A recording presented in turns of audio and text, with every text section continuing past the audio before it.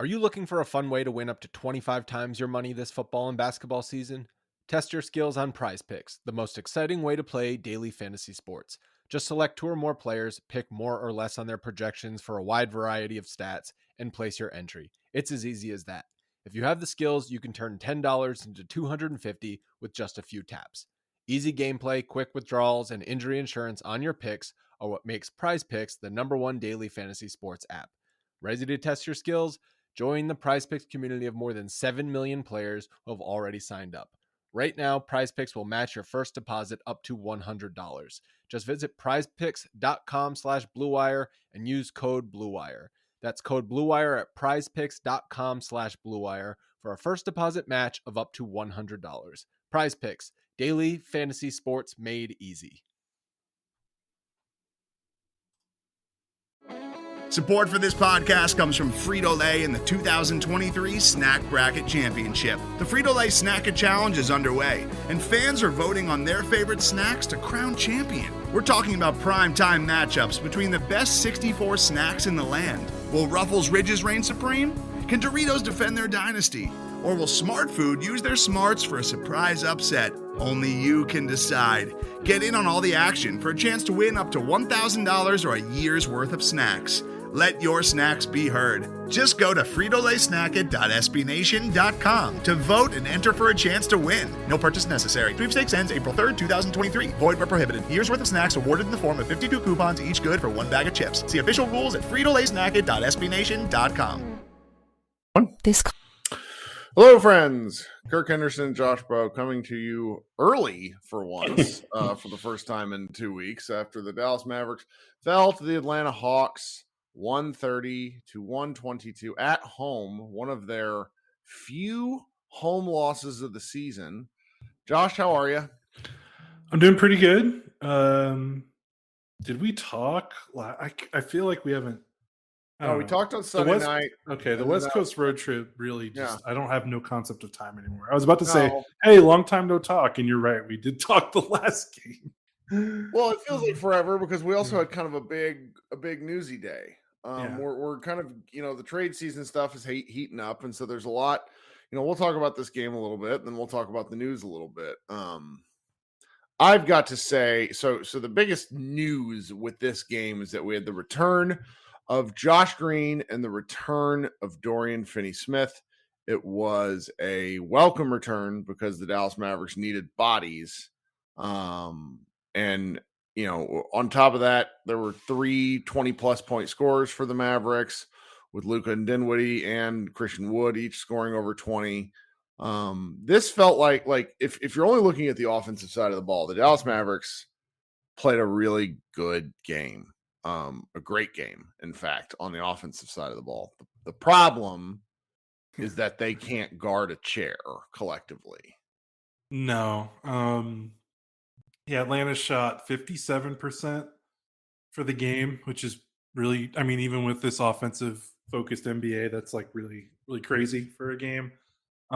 They were 13 of 19 in the restricted area, and they were 15 of 23 in the paint outside of the restricted area. So they creamed this team in the paint. It was pretty bad. And that's not even talking about they hit 13 of 26 threes, which how many of those were because guys just get blown by and they have to help and they get wide open threes. The Hawks hit 5 of 5 from the right corner.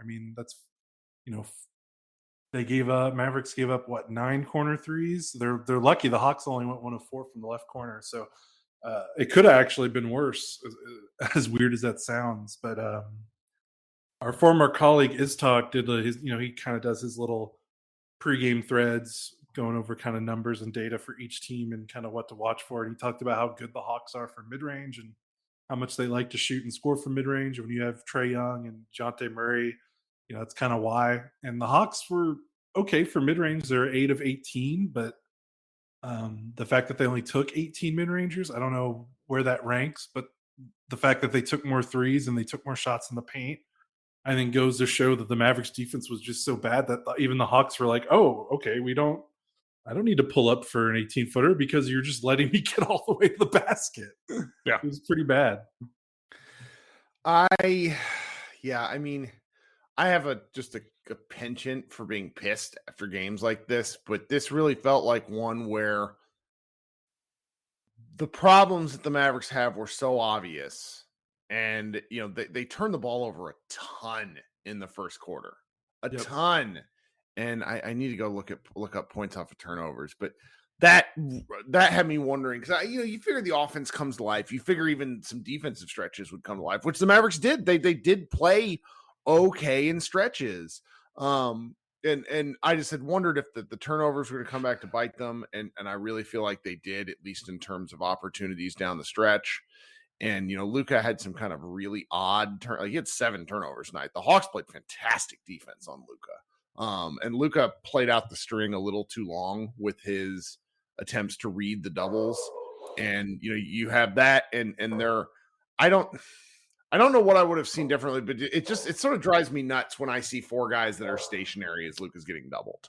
Like, that's just not how I was taught to play basketball. I know there's things that I don't understand here, but it's like the elements of those things where I found a little bit frustrating, but it's not like a big, oh my God, this is like we did say on Sunday night, the Hawks and then the Heat are the kind of teams that the Dallas Mavericks need to beat if they consider themselves like a top 6 team in the West. I understand the West is a mess, but a losing streak is what will put you in the back end of that group. Yeah, because everything's so jumbled up. It was kind of a shame because that 7-game win streak, I thought they kind of separated themselves from kind of the weird muck that was the Clippers and the Jazz and the Timberwolves and the Warriors.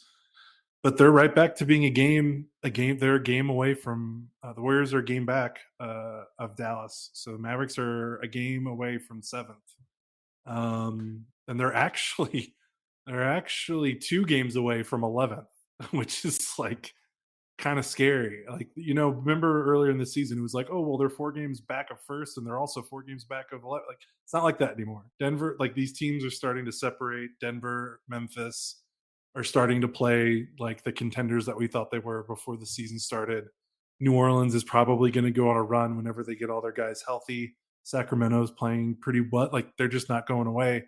So a losing streak here, the Mavericks are going to be right in that muck of all those disappointing like they're kind of running out of time to kind of play around with this season in terms of like their wins and losses. We all thought that 7-game win streak might have given them the cushion, and they've literally just given it all back. I mean, they were 15-16 before the win streak. Now they're 2 games up, so they're not that many more losses away from being right back to where they were, which feels almost unfathomable. But speaking of this game particularly, yeah, like Luka had some really bizarre turnovers against it because he's usually so good against double teams. Like, that's actually been like, I know that's been kind of popular to do against the Mavericks lately because teams are just not scared of his teammates. But like Luka he's done it for like the last 3 years. He just absolutely murders double teams. So it was weird that he wasn't as sharp this time. But yeah, offensively, I mean, what are you even going to complain about overall? Like, they didn't lose on offensive end. Right. Like, Reggie looked good. Like we may need to have like someone on the site probably needs to write a Reggie article, because granted this is like a total outlier thing at this point because the 8 out of 10 the other night, but in the month of January I'm pretty sure he's shooting, let me go see if this is updated already, because it should, because all this stuff is formulaic.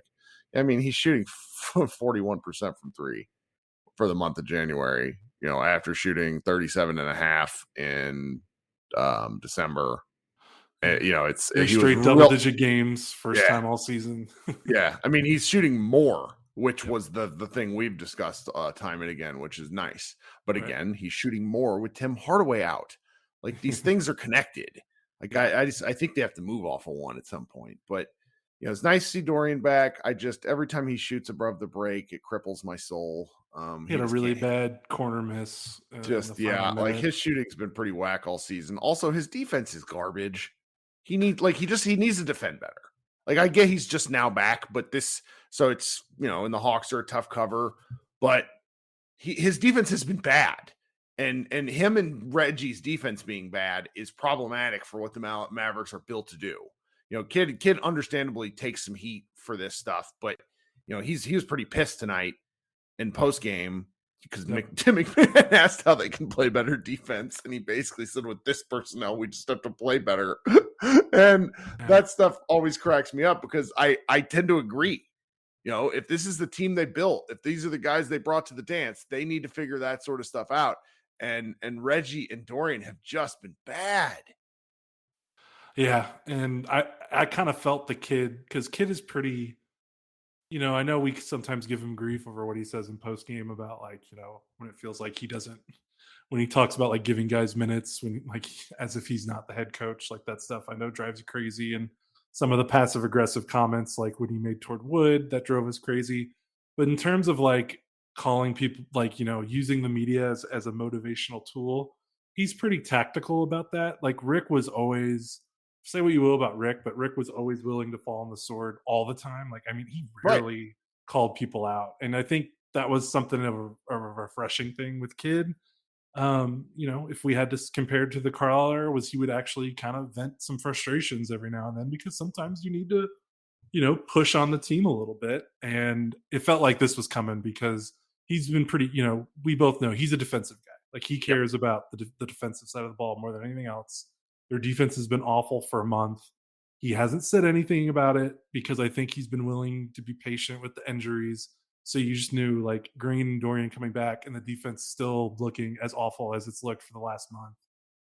You kind of felt it coming. Like, I wasn't surprised that Kid was pretty pissed off about the post game because the excuses are starting to run out. Like, yeah, Maxi's still not here and he's very important, but at a certain point, you just, it's got to be better than this. Like, it's so bad. Like, they got it. Like, even if they were like 5 or 10% better, the defense still wouldn't be considered good, but they would at least be able to win some of these games where they're still scoring like 115 to 120 points per game,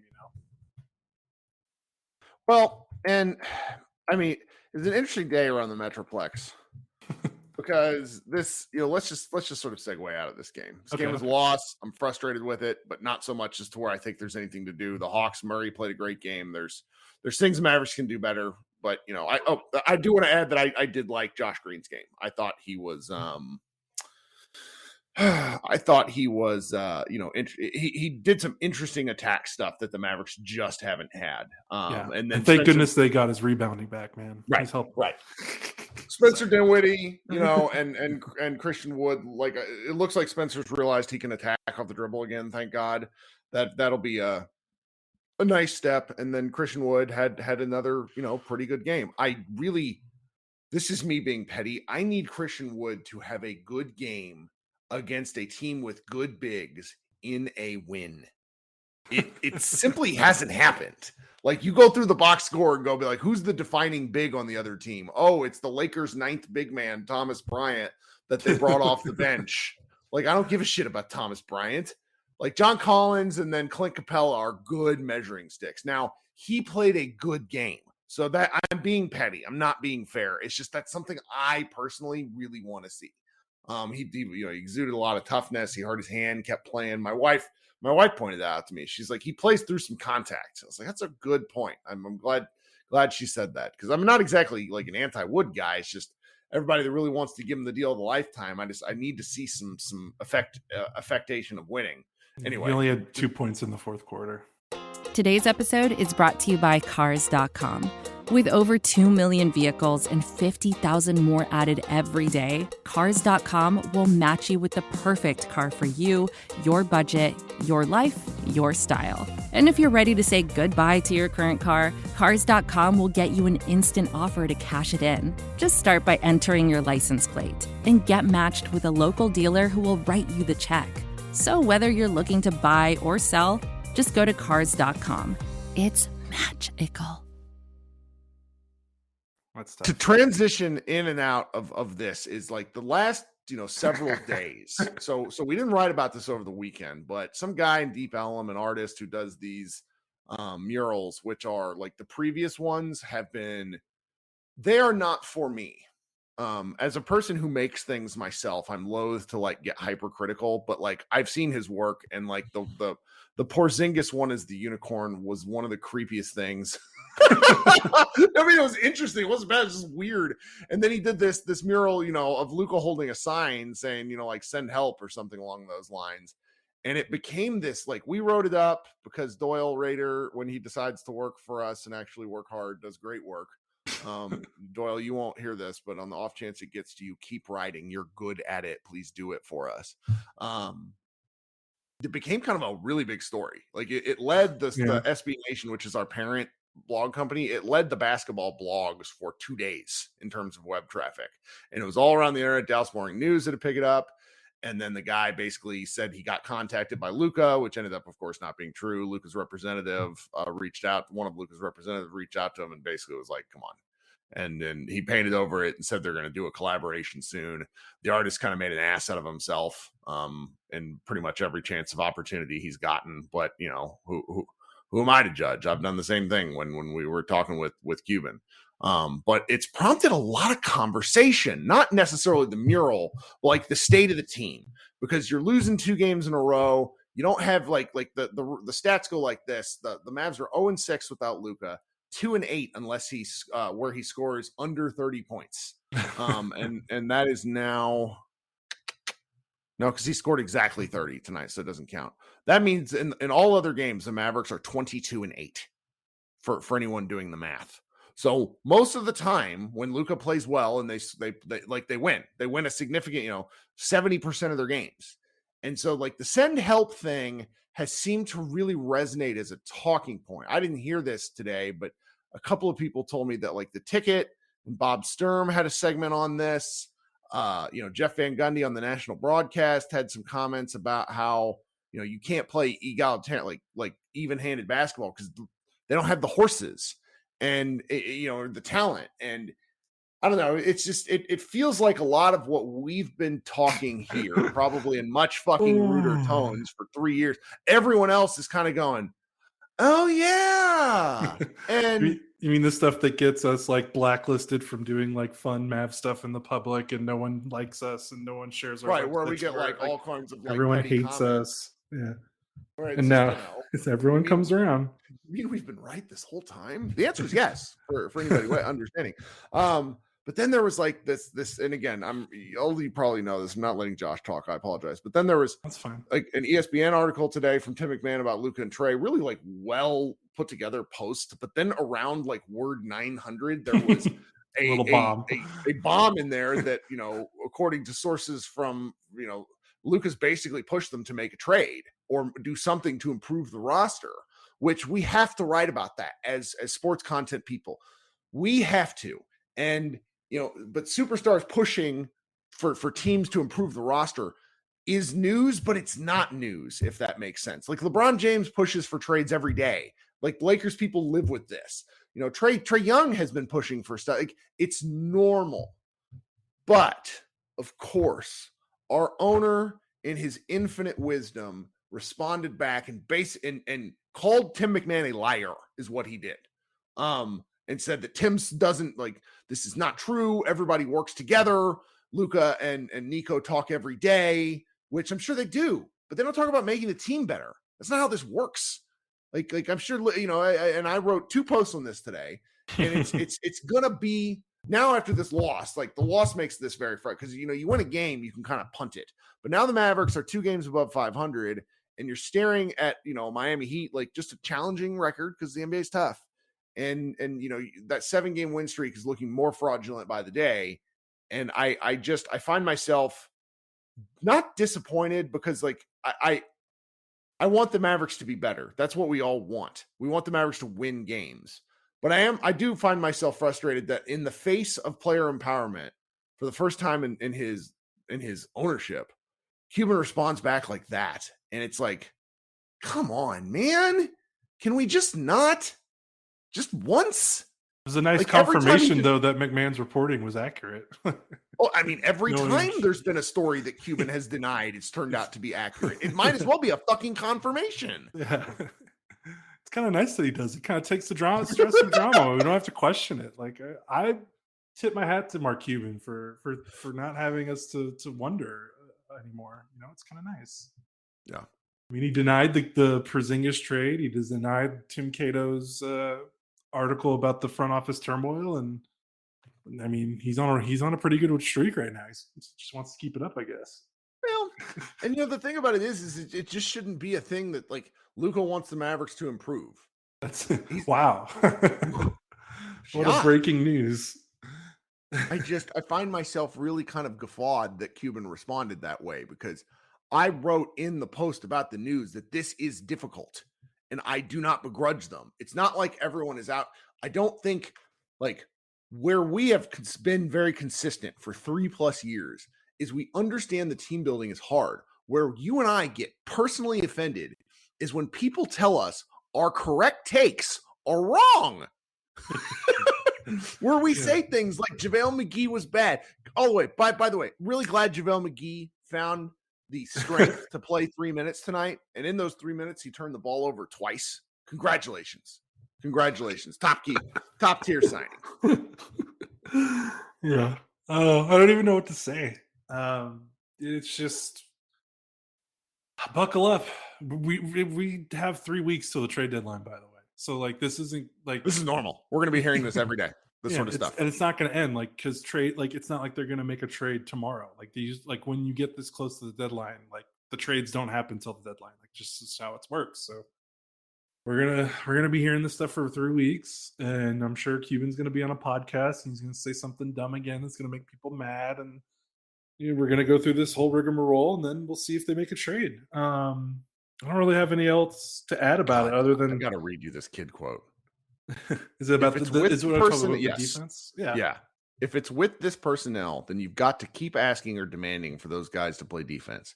It's not just the offensive end. It's a shoot around. In this league, if you do that, no matter if you have Luka or Kareem or LeBron, you're going to lose. It doesn't matter how many points you score, you're always going to be short. So until we put a better effort into playing defense and understanding what we have to do, we're going to score 120, but we're going to give up 130, 140. One night we might give up 150, but we'll be fine because we scored, so it doesn't look too bad. I like that quote. I was about to say that's got to be. I like that quote. Yeah, that's the sort of stuff. It's just like because the offensive stuff can take care of itself if you let it happen. It's the defensive things that all these guys got to take a little more responsibility for. Yeah, and the defense is like the one thing that I don't know. I think that's the one thing we've never remember last year he was like, I don't think this roster can play any defense like before they had the turnaround. We were like, wow, he's kind of like he sounds like us, and it's just kind of nice. Yeah. With the defense is really like if you're tired of because Kid can definitely get into weird coach speak and doesn't say a lot, but like the defense is a pressure point for him. Like that's, I mean, him and Sweeney are like tight at the hip with that. Like that's everything for him. That's his side of the ball that he cares about. So when the defense sucks, that's usually when you get the realist Jason Kidd. And last season, after he called them out, they turned it around. So, I mean, let's see if that works again. Well, the tricky part about that, and this kind of transitions us into something that will allow us to take us out, is in the pregame, Maxi Kleber basically said he's aiming for next week. And I don't understand what that means. I have no understanding. Like, he had surgery on his hamstring, and the average, like, there's not a lot of data for this because this doesn't happen, but guys that a very rare injury. Yeah, guys that have had this happen are out for an average of 150 days. So I feel like I'm missing something. And he had the surgery on December 20th, or rather, that's when they announced it. So well, it's like also we both play fantasy football. Like when your wide receiver like tweaks a hamstring, they're not the same ever again for the rest of the regular season. Like James Harden has never been the same since he hurt his hamstring. This is a torn hamstring, not a this is a torn one. So I'm just like, well, I feel like I'm missing something. So yeah, I mean, it'd be great because Maxi's really important. I just don't see it. Yeah, Jeff Stotts of InStreet Clothes, the injury expert, I decided to pull up the post. He said when the injury happened, surgery, Chris Middleton happened in 2016. Granted, 2016 was 7 years ago, which seems like a typo. He missed 141 days. So yeah, right around 140 to 150. So if you follow that, he wouldn't be back till May, which again, I mean, there's a chance the Mavericks are still playing in May. So technically maybe it's not the end of the season, but yeah. Maxi said within a week. January 18th. And then he said before the trade deadline, which is February 9th, I think. So that's, I mean, maybe he's got Wolverine bones or the Wolverine blood or something. I don't know, man. But that's Goes over to Germany and gets the blood thing that Kobe got way back in the day. yeah. I guess technology has advanced a lot, and since Middleton's got it, That's got right. that injury. That's right. Well, it's probably about all we got. Yeah. Good times. Noodle salad. Sorry, I'm thinking of what was that? As Good as It Gets. It's a very old movie that most of our listeners have probably never even seen. Yeah, I'm looking forward to how like how the next few weeks go. It's going to be interesting. Nothing would surprise me. The Mavericks going on like a tear and becoming like the 1 or 2 seed. The Mavericks falling to 8 and then clawing back their way into the play-in and then defeating, like the Grizzlies or something in round 1 would also be on the agenda. I don't know. It's all nuts. Yep. Well, they play Miami on Friday. That's not the team you want to play to end a losing streak. That's right. I don't know if anyone's been following. I mean, we're Mavs podcast, but Miami's getting healthy and they are starting to kick some serious ass right now. So that's right. That's not going to be a fun. That'll be a meat grinder of a game for sure. So we'll see what happens. Well, thanks so much for hanging out with me. You also wrote the recap. Go to Mavs Moneyball. We had a lot of work published. I mean, some of it art, some of it not so much art, but it's all fun to read and talk about and think about because that's sports and what we're supposed to do. This has been Kirk Henderson and Josh Bowe. Thank you so much for hanging out with us, and we will talk to you on Friday night. Everybody be good.